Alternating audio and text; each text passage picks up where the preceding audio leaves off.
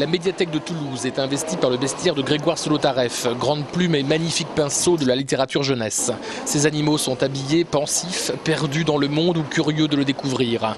L'exposition montre la formation de l'illustrateur, fasciné par Bruegel et Jérôme Bosch, tout autant que par Babar.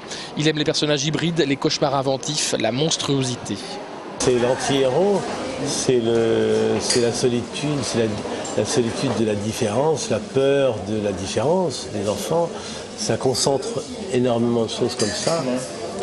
Et aussi le grotesque, donc le drôle.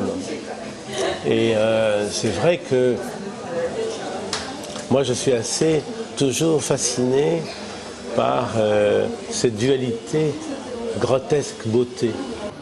Quand on regarde un dessin de Solotareff, la matière du trait est apparente, la couleur jaillit et possède son propre langage. Je veux du drame, je fais des ciels rouges, et quand je veux la paix, je fais des ciels bleu clair.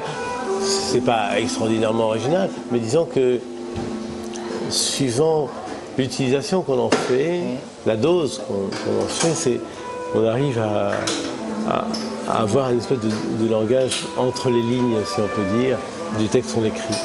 On reconnaît rapidement une œuvre du créateur, mais l'artiste ne veut pas s'enfermer dans son monde. Je fais attention à ne pas faire du Solotareff, c'est-à-dire que ce serait du fonds de commerce et ça ne m'intéresse pas.